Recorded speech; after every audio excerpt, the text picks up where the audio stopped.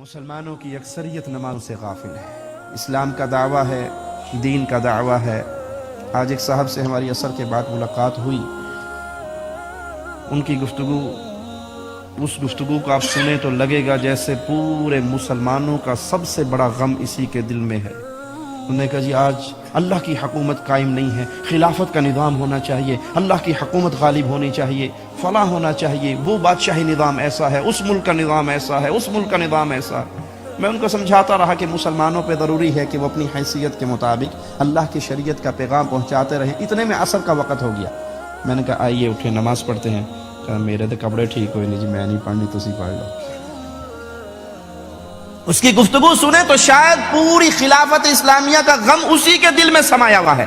اور نماز کا وقت ہوا تو کہا جی وہ انشاءاللہ پھر صحیح، اسی نماز پھر پڑھا گئے۔ پیارے نبی صلی اللہ علیہ وسلم نے سچ فرمایا کہ پھر آخری کڑی جب دین کی ٹوٹے گی وہ نماز کی کڑی ہوگی۔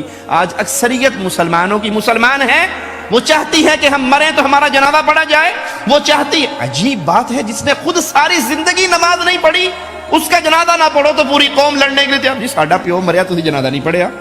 اس نے بھائی خود کبھی نماز نہیں پڑھی، اس کا جنازہ پڑھو جو بیچارہ خود نماز پڑھتا تھا، جو خود بے نماز ہے، نہ اس کے غسل کی ضرورت ہے۔ میں دلائل کی بنیاد پہ کہہ رہا ہوں، جذبات کی بنیاد پہ نہیں۔ جو مستقل نماز کا تارک ہے، نہ اس کے لاشے کو غسل دینا چاہیے، نہ اس کی لاش کو کفن دینا چاہیے، نہ اس کی لاش کا جنازہ پڑھنا چاہیے۔ جیسے کہ مردار کو زمین میں پھینک کے مٹی ڈال دیتے ہو، بے نماز کا حق شریعت محمدیہ میں یہ ہے، اس کو اس طرح مٹی کے حوالے کر دو جس نے خود کبھی رب کے سامنے سر نہیں جھکایا۔ اب مرنے کے بعد آپ کہہ رہے ہو اللہم اغفر لہ ورحمہ، اس کو کیا حق ہے کہ اس کا جنازہ ادا کیا جائے؟ پیارے نبی نے فرمایا آخری کڑی جو ٹوٹے گی وہ نماز کی کڑی ہوگی۔